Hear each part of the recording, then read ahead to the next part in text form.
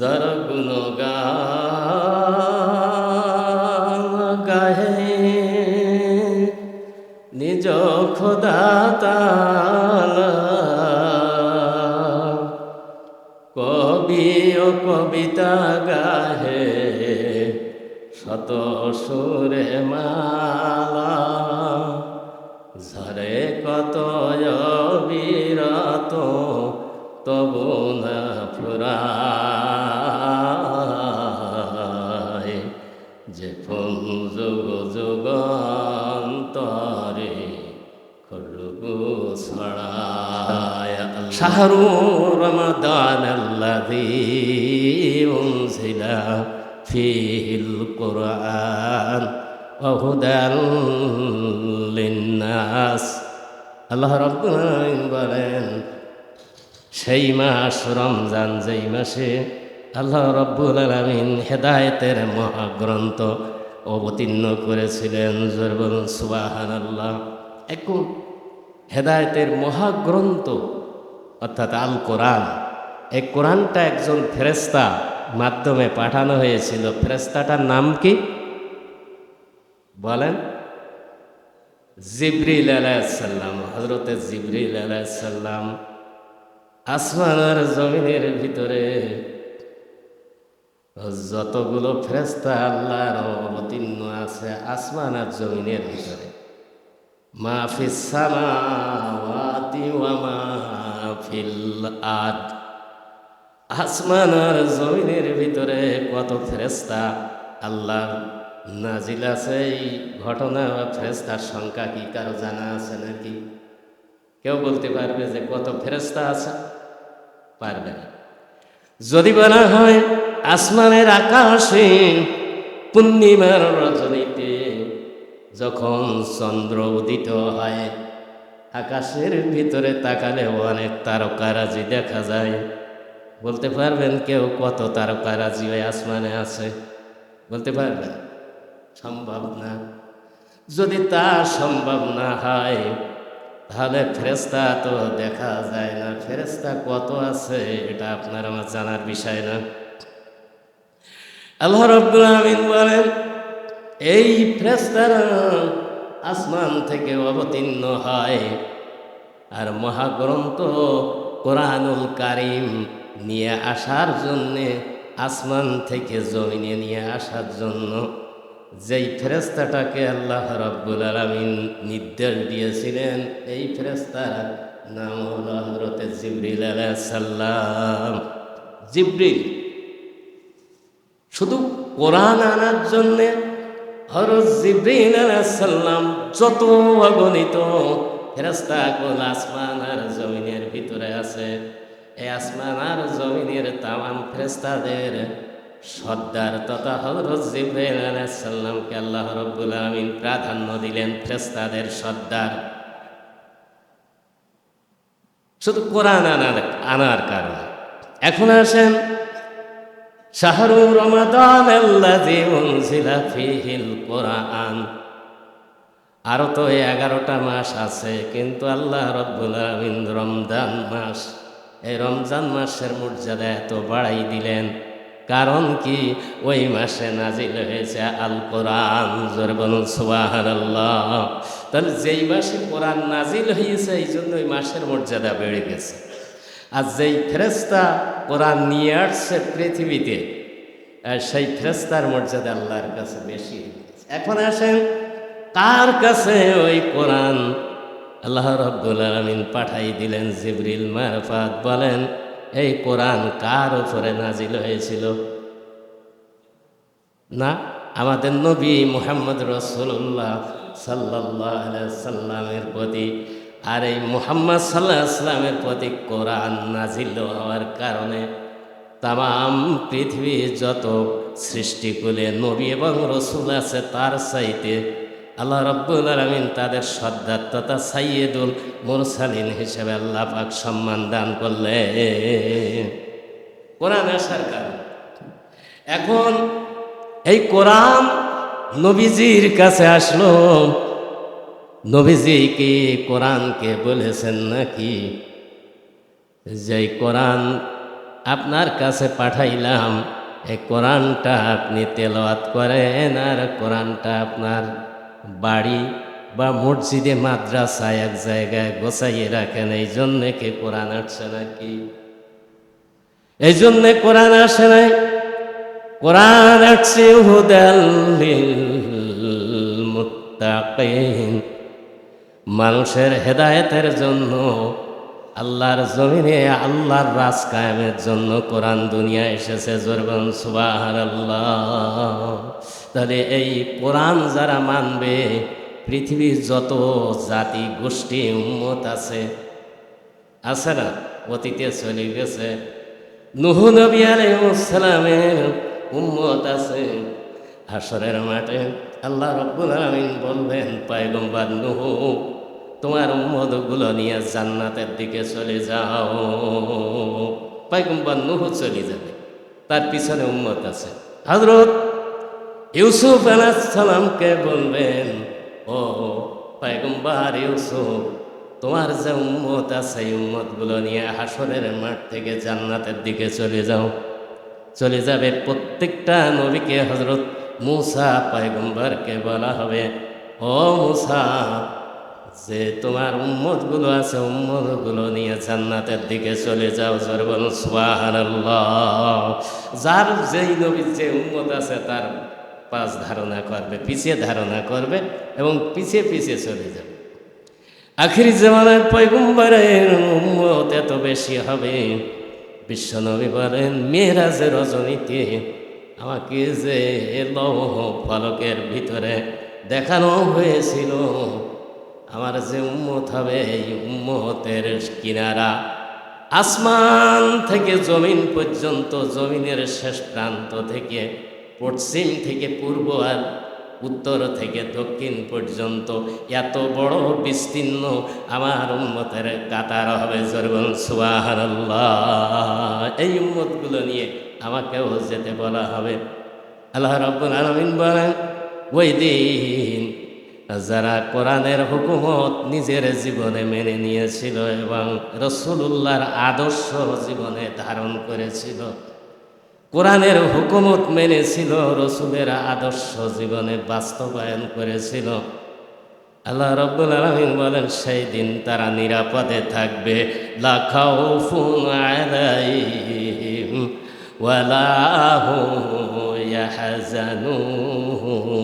ইয়াহজানুন। সেই দিন কোনো টেনশন থাকবে না, কোনো চিন্তা থাকবে না। লা খাউফুন, কোনো ভয় থাকবে না। ওয়ালা তাহজান, কোনো চিন্তা থাকবে না। সেই দিন তারা নিরাপদ স্থানে অবস্থান করতে থাকবে। জোরে বলুন সুবহানাল্লাহ। এখন কোরআন যেহেতু তার বাড়ি হলো বালুয়া কোরআনুম মাজিদুম ফি লাওহিম মাহফুজ, বরং এটা সেই কোরআন যেটা আমার লাউহে মাহফুজ নামক একটা বাড়ি, এই ঘর থেকে কোরআনের বাড়ি, এখান থেকে জিবরিল পয়গম্বরের কাছে নিয়ে গিয়েছিলেন। জিবরিলের মর্যাদা বেড়ে গেল আর বেড়ে গেল। কোরআনটা যার কাছে আনলো মুহাম্মদ সাল্লাল্লাহু আলাইহি সাল্লাম, সেই নবীর মর্যাদা বেড়ে গেল। এবং এই কোরআন যেই মাসে নাজিল হলো সেই মাসের মর্যাদা বেড়ে গেল। আর এই মাসে শুধু না, এই কোরআন যারা নিজেদের জীবনে ধারণ করে, হাশরের মাঠে এদের মর্যাদা অনেক বড় হবে। জোরে বলুন সুবহানাল্লাহ। এই জন্য কোরআন নিয়ে আমরা বাঁচতে চাই আর কোরআন নিয়ে আমরা মরতে চাই। আল্লাহ রাব্বুল আলামিন বলেন, এই জগতে তোমরা আসমান তৈরি করতে পারো না, কেউ কে পারো না, কি সাগর নদী পারো না, সব কিছু সৃষ্টি আমার। মৃত, একেবারে মৃত কোনো বস্তু থেকে জীবিত কিছু বের করার ক্ষমতা কারোর আছে নাকি? একবার মৃত বস্তু থেকে জীবিত কিছু বের করার ক্ষমতা আনা রাব্বুকুমুল আ'লা, একমাত্র আমি আল্লাহ, আমার ছাড়াই ক্ষমতার কারণ নেই। মৃত্যু জায়গা থেকে জীবন্ত কিছু ফুটান্ত করি। আপনারা যখন জমিতে ধানগুলো ফেলে কাদা বেরিয়ে দেন, তখনও তো মরেই গেল, মরার ভিতর থেকে জিন্দা কিছু বের করলো। এটা তো আল্লাহর দ্বারা সম্ভব। তাহলে রাজিত্ব, এই সার্বভৌমত্বের রাজিত্বের মালিক আমি আল্লাহ। আসমান আমার, জমিন আমার, ফসল ফলাই আমি, মানুষ সৃষ্টি করেছি আমি। মানুষকে সৃষ্টি করেছেন বলেন? মানুষ আল্লাহ সৃষ্টি করেছেন। وَإِذْ قَالَ رَبُّكَ لِلْمَلَائِكَةِ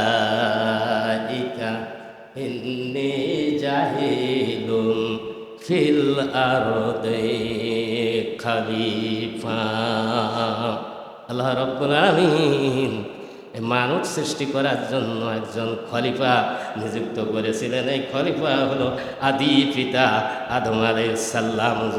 সুবহানাল্লাহ। সেই আদম থেকে তো আমরা সৃষ্টি। এখন রমজান মাস, যেই মাসের ভিতরে আসার কারণে, কোরআন নাজিল হওয়ার কারণে রমজানের মর্যাদা বেড়ে গেল। আল্লাহ রাব্বুল আলামিন বলেন, ইয়া আইয়ুহাল্লাযীনা আমানু কুতিবা আলাইকুমুস সিয়ামু কামা কুতিবা আলাল্লাযীনা মিন ক্বাবলিকুম লাআল্লাকুম তাত্তাকুন। আল্লাহ রাব্বুল আলামিন বলেন, ঈমানদারগণ, তোমাদের উপর রমজানের রোজা ফরজ করা হয়েছে। আর যদি তোমরা তা মেনে চলো, তোমাদের পূর্ববর্তী গণের উপরে রোজা ছিল, কিন্তু এইরকম সিস্টেমের রোজা না, এই সিস্টেমের রোজা না। লাআল্লাকুম তাত্তাকুন, যাতে তোমরা পরেজগারি মুত্তাকি খোদাভীরু হতে পারো। রোজা রাখার অর্থ হলো, ইবাদতের অর্থ হলো মুত্তাকি হওয়া, পরেজগারি অবলম্বন করা, আত্মপরিশুদ্ধি নেওয়া। তারপরে কি? ওই যে জ্বালাই পড়াই দেওয়া, জ্বালাই পড়াই দেওয়া। কি জ্বালাই পড়াই দেবে? জ্বালাই পড়াই দেবে ওইগুলো যেসব অন্যায় অপরাধ আছে, এইগুলো জ্বালাই দেওয়া।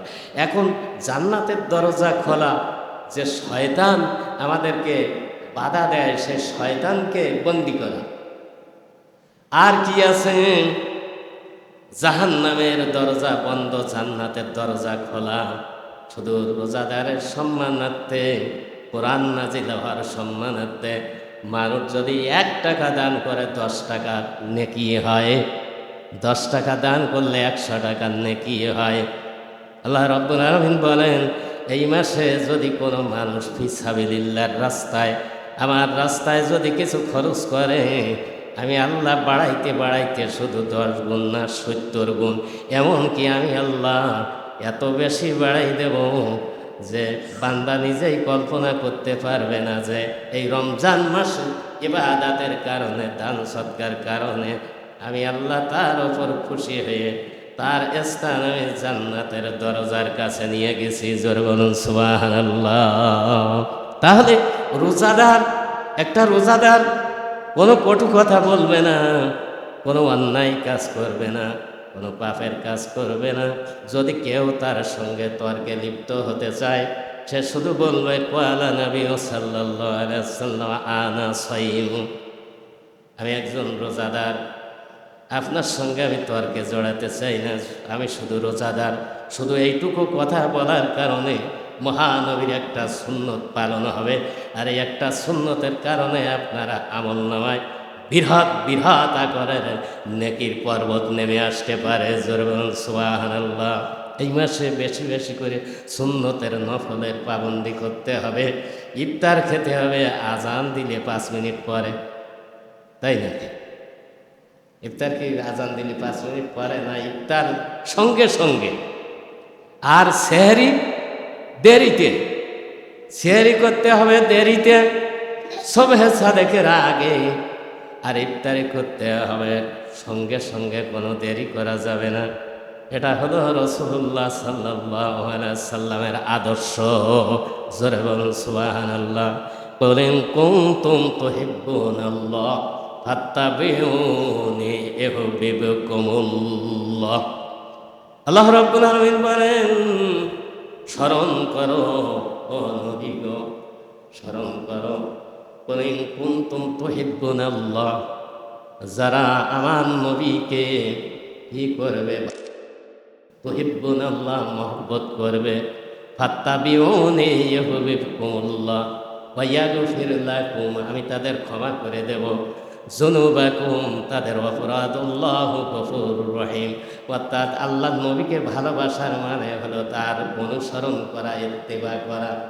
সে যেভাবে তার আকীদা রেখে গেছে ওইভাবে তার আকীদা পোষণ করা। এখন যেহেতু তিনি বলেছেন ইফতার হলো ফার্স্ট টাইমে, প্রথম টাইমে ইফতারি, বলেন হুজুর তা তো আমরা করতে চাই, আজান 1 মিনিট দেরি হয় হোক ইফতারিটা করি নেই, এরকম নয় না, বরং ইফতারি ফার্স্ট টাইমে আল্লাহ রাব্বুল আলামিন জান্নাতের দরজা খুলে দেয় তাদের জন্যে যারা নাকি ইফতারের সময়, ইফতার যখন খুব নিকটবর্তী এসে যায় ওই সময় আল্লাহর কাছে দুইখানি হাত তুলে মাগফিরাত কামনা করতে থাকে। ওই সময় আল্লাহ বলেন দোয়া কবুল হয়। আর মুসাফির যখন হাত তুলে দোয়া করে তখন তার দোয়া কবুল হয়। মা বাপ যখন হাত তুলে সন্তানের জন্য দোয়া করে তখন তার দোয়া বন্দুকের নিশানায় পৌঁছানোর আগে কবুল হয়ে যায়। জরবন সুবহানাল্লাহ। সেই সমস্ত জায়গায় আমরা গন্ডগোল বাধাই থাকি, তাই না? ইফতার একটু কম বেশি হোক, যারা বন্টন করবে তারা এক মুঠো বেশি খালি আপনার আমার ক্ষতি কি? ইফতার তো অল্প খেলে যথেষ্ট। ইফতার কে ভালো দিয়েছে খারাপ দিয়েছে এটা তো বিচার করার ক্ষমতা আপনার আমার না, ওটা তো জানে আল্লাহ। সবাই তার সম্পদের অনেক কিছু দান করল নবীর সামনে, তাবুকের যুদ্ধে সব দান করল। আবু বক্কর সামান্য 1 কেজি গম দান করার পরে জিব্রাইল এসে বলতেছে ইয়া রাসূলুল্লাহ, ইয়া হাবিবাল্লাহ, আপনি কি জানেন আপনার এই তাবুক যুদ্ধের যত মানুষ আপনার এখানে দান করেছে, কার দান সবচেয়ে আল্লাহর কাছে বড় হয়ে গেছে, বেশি হয়ে গেছে, শ্রেষ্ঠত্ব হয়ে গেছে? কার দান? আল্লাহর নবী বলেন জিবরিল, আমি তো জানি না।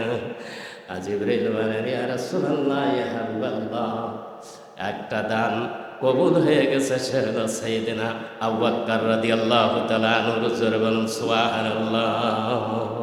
বুঝতে, দান করতে বিরাট কিছু করলে যে তার দান আগে কবুল হয়ে যাবে এরকম না, বা বিরাট কিছু না করলেও যে কবুল হবে না, করলে যে কবুল হবে না এইটা না। আসলে আপনার আমার তাকওয়া, খোদা ভীরু লাগবে। এখন ইফতার করতে হবে ফার্স্ট টাইমে। আপনারা বলবেন যে আজান হয়ে যাক তাই করি, এটা গাদ্দারি করতেছেন ভালোর জন্য, মনে করতেছেন ভালো হবে, রোজাটা যেন নষ্ট না হয়। মসজিদে যদি আজান হয়ে যায় তো অবশ্যই অবশ্যই সেই আজানটা ভুল খুব কম হয়। যে 5 মিনিট আগে আজান দিয়েছে এইটা খুব কম হয়। বিভিন্ন কারণে 1 মিনিট বা 30 সেকেন্ডের ব্যবধান থাকবে, কিন্তু 5 মিনিট দেরি করে আজান দিতে হবে, এইটা কোথায়? যে আমাদের বিরাট উপকার হবে, রোজা নষ্ট হবে না। আমার একটা হযরত মঈজউদ্দিন হামিদি রহমাতুল্লাহ আলাইহি, ওনার একটা উক্তি মনে পড়ে গেল, একটুখানি বলি তাহলে বুঝে আসবে। একটা লোক বানর পুষেছে, সে বানরকে খুব যত্ন করে। বিড়াল কুকুর অনেকে পোষে না, পাখি পোষে, তা বানরটা সবসময় তার পাশে পাশে থাকে, পাশে পাশে লেগে থাকে। এখন যখন লোকটা ঘুমাই থাকে, শুয়ে থাকে, মশার মাছি আসলে সে এরকম ধরে ধরে তাড়াই দেয়, তার গায়ে মশা মাছি বসতে দেয় না। কেউ এসে আক্রমণ করতে চাইলেও আক্রমণ করতে পারে না। এখন ওই বানরটা এবার বারবার মশার মাছি তাড়াই তাড়াই সে জখম হয়ে গেছে। কত সময় তাড়াই পারা যায়, ওরও ভিতরে একটা অঝক্কি এসে গেছে। এখন বানর বলল আর আমি ওইভাবে তাড়াই আদর করবো না, এবার একটা আদলা ইট নেছে, যেইবার যেই আমার মনিবের গায়ে বসবে আর ইট ছেড়ি মারবো, ভয়তে যেন না আসে।